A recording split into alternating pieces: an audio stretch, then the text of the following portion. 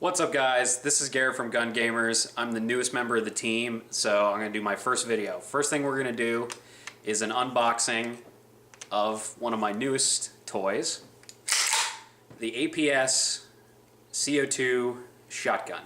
So this is not new to the market, but it's very new to me. So we're going to take a look at what comes in the box and what I'm planning on doing with it. Just leave it continuously running. E-House should know not to make a fool of me, at least. I hope. Alright guys, this is the box that the APS, it's called the CAM 870, but it's based on the Remington 870 series of shotguns. I'll be doing a comparison at some point between my real 870 and this, and then also comparing it to a Tokyo Marui 870 breacher, as far as practicality and a few other things like that. But on to the unboxing. This is the box that it comes in.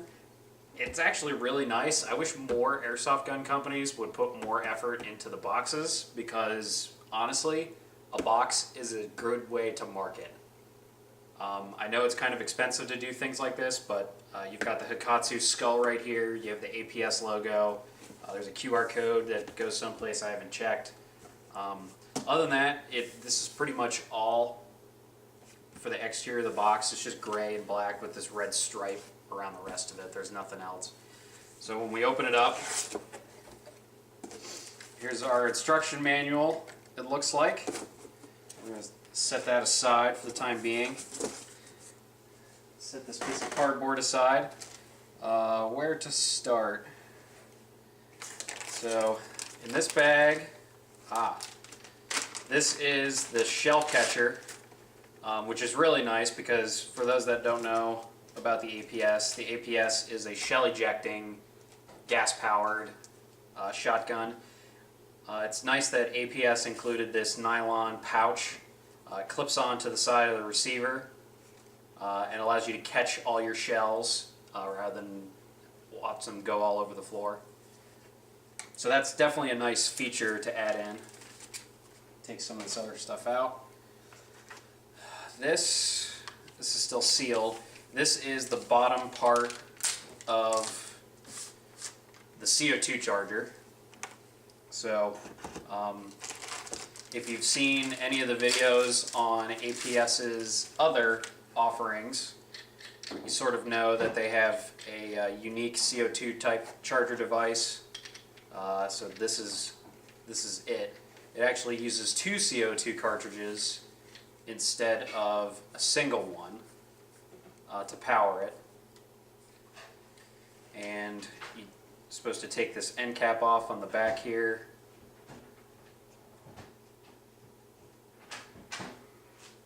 Oh, this is not the end cap. There's two threaded parts. There's this. This is probably, you put all your CO2 in and then you crank this down to puncture both the CO2. And then this part right here is what allows you,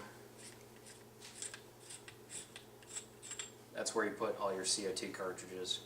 You put them end to end, butt to butt, as they call it. So you put the one facing this way and the other one facing this way. And then you screw this cap back on. And then whenever you're ready to puncture it, then you tighten this knob. Seems nice. It looks like we got some aluminum, some brass here for materials. There's some plastic. This part's plastic up here. All the knobs are plastic. It's got the Hikatsu logo right there, and it actually says open and close.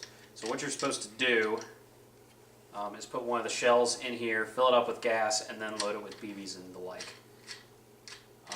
So I'm not going to do that in this video. I just want to show you that this is what it is. It's actually fairly long. My hand's about 4 inches across, so you're looking at probably 12, 14 inches long.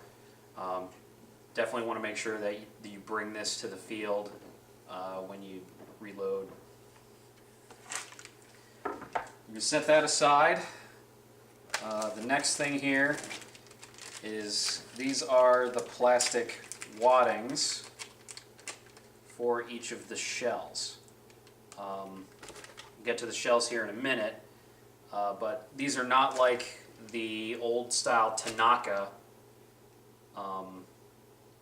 870s, which took a gas and shell. You put like 6 BBs in it. These actually have a little tiny wadding. Bring that closer to the camera so you can see it.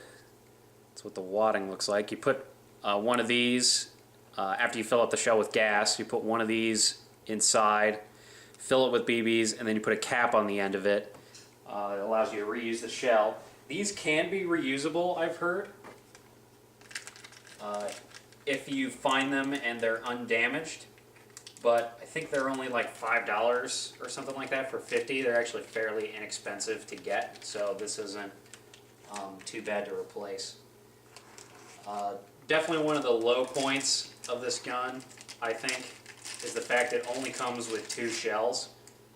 The full-size 870 also comes with 2 shells. So it's a little disappointing that you pay, you know, over 300 some odd dollars. I got this on sale, so it was actually lower than 300. But I sold a bunch of my other guns in order to afford it, and you only get 2 shells to use. So I'm going to bring a close-up of the shells. This is what they look like. They have the Hakatsu logo on them, and then they say Hakatsu 12 gauge. These are actually 12 gauge diameter. 12 gauge is 18.5 millimeter diameter, which is 0.72. These are 19 millimeters, so they're very, very close. They're not as long. Most shotgun shells are 70 millimeters long. These are only 56. Probably that way they don't get mixed up with others. They also say Hakatsu 12 gauge on the bottom. So now the actual shotgun itself. I picked up what's known as the Cruiser. The Cruiser has a 4 shell tube and a pistol grip. They also make a full-size one that holds 6 shells. The tube extends like that far out, and it's got a much longer barrel on it. They also do, they call it the AOW. AOW in real shotgun terms means any other weapon, but it's designed to look like the Sebru Shorty shotgun, and I only think holds 2 in the tube, so 3 max, but it's also this long. It's incredibly short. Also has the same pistol grip. It functions very similar to the real 870. When I picked this up, at least right now, this is one of my first times really picking it up. It feels very similar to it. It's got a nice weight to it. The receiver seems thicker, but that's probably because it's made out of aluminum. The real 870 obviously has a steel receiver. It's a little stiff on the action, but there's also an absolute ton of grease inside of it. I don't know if you can see the inside of that on the camera real well, but there's an absolute ton of grease inside of it. So it kind of makes pumping it a little difficult at times. Looks like it's got a steel extractor on it, which is good for durability, but slightly bad for the shells because the shell bases are made out of aluminum. So I have a feeling that those are going to be damaged very quickly. Set this aside, just move on to, before I take the box away, this sort of egg carton type thing. It's okay for packaging. It's not super fantastic, but everything came really, really nicely packaged, so I'm not super concerned about the box as much. So we're going to set that aside and go over more of the shotgun. So this is everything that you get inside the instruction manual. I found out through later inspection there are the caps for the tops of the shells. Some of them have the 25 have the APS logo and 25 have the Hakatsu logo. Obviously using either one is fine. I'm going to be tempted to try and find a cheap replacement for these because I think it's kind of in order to get replacements of the caps, I think it's like $6 or something like that. And I don't know how well they're going to retain, because you just push one of these into the top of the shell here to keep all the BBs in, and there's just this little lip in the top here. Let me bring it close to the camera again. I don't know if you guys can kind of see that. There's a little lip in there. That's what keeps that little piece in place. But as for the gun, it's got a nice weight to it. Obviously, it's got this orange because I'm located in the United States. It's got 2 sling points. If you look on a couple of companies' websites, they sell extra parts and accessories. So the APS extension tube is only like $16, but to get a spare barrel, it's like $80 or $90, which I think is a little expensive, but I have a feeling that it's steel and not aluminum, which is nice. Eventually I'm going to take a magnet to everything to see what's steel and what's not aluminum. Another good thing I've heard about this is it takes real Remington 870 furniture, which is great for those in the United States, because the 870 is one of the most popular shotguns ever produced. So there's lots of different aftermarket parts, pump forends, trigger parts, different pistol grips, there's different butt stocks, things like that. But obviously, when I've looked around at some different stuff, the screw in the back here isn't long enough, obviously, for a pistol grip. If you put a full stock on it, the screw's like this long. But you also have to remember that it's not an English or an imperial type screw, it's actually a metric screw, so you're probably going to have to find a different bolt to actually put a real stock on there if you want to go with a wood one or some other one. So just keep that in the back of your mind.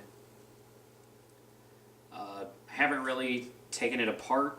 I don't really want to quite yet until I put a couple of shells through it and just see how it works and things like that. I do plan on changing the pump forearm. I'm not super awesome on, or super keen on this one. It's a little thin. I mean, you can kind of see how narrow it is, which for some people might really like that, but I think for me, in order to use it, I need something that's a little bit more substantial. Something I did notice on this is, I'm going to bring this closer to the camera, the shell loading gate, also known as the spoon. You can see it's got this wear mark on it. That came from the factory that way. So I don't know if that's them testing it with shells or whether the company that I bought it from decided to run it through some tests to make sure that it worked correctly. I'm not 100% certain on that. I just wanted to make a note that that's what that looked like right when it came out of the packaging. That wasn't me fiddling around with it. Definitely a nice feature is if you look up in there, there's a red plug. That's just a signal that you are out of shells. My real 870 does have an orange one as well, except it's plastic. This one is actually metal, so it's actually nicer that way. The bolt, it's not polished, but it's not painted or anodized or anything like that. Well, it might be clear anodized, but it's definitely aluminum. You can see that. You can sort of see the extractor is a different color. That to me indicates it's steel or stainless steel. I doubt it's stainless. It's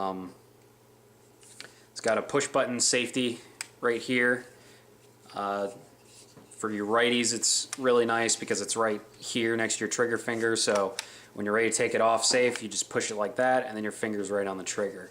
And then to put it on safe, you just push it the other way.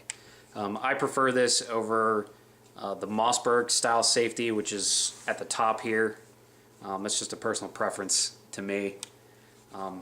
This was the pump forend, like I was saying before. I'm not super thrilled on it. I don't know what I'm going to change it to.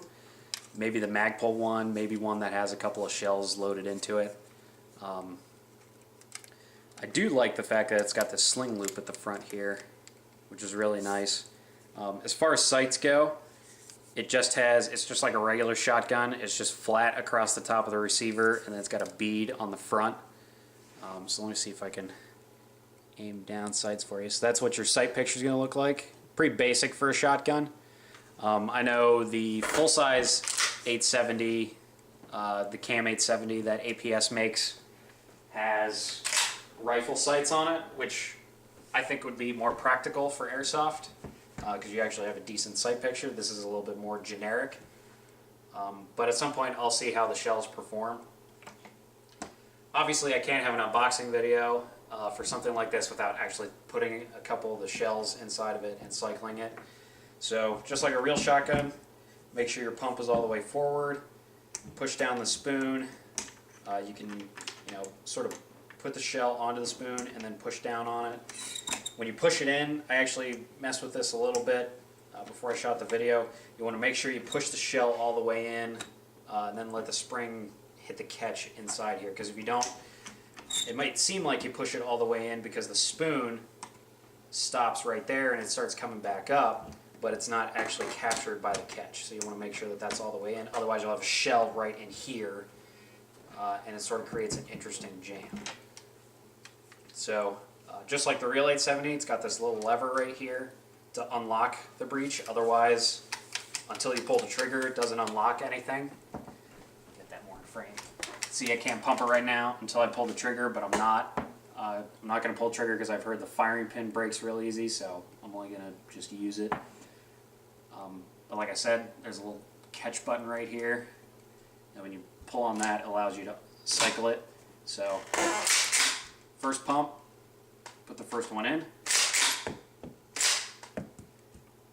Pretty consistent ejection. It's more this direction out of the gun than straight out, which is to be expected. It's got a fixed extractor inside, which, just like the real 870, it's set up the exact same way. So I'm very excited to use this gun. Unfortunately, I have to buy more shells. The shells are $30 for a pack of 4, which is incredibly expensive, especially compared to the Tokyo Marui 870. But that's sort of a whole nother beast. Even though I'm going to be doing a comparison between the two, it's more or less definitely tune into it. I think you guys it'll be a really good opinion as to which one you should get. I sort of like having hyper-realism, so to speak, in airsoft, where I have to physically load shells in. I know the 870 or the Tokyo Marui version, you put a shell on the bottom here, but you only put one in to do a reload. It's not like this where I have to fill up the entire tube, or I can top off the tube, which is really nice. So that's my unboxing video for the APS CAM 870 SF Cruiser.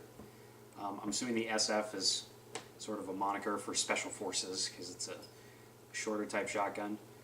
Expect a review here some point in the future. I want to definitely get some time using it and get a full loadout, and I'll discuss all that type of stuff when I get the opportunity. Thanks for tuning in to Gun Gamers, and we'll see you next time.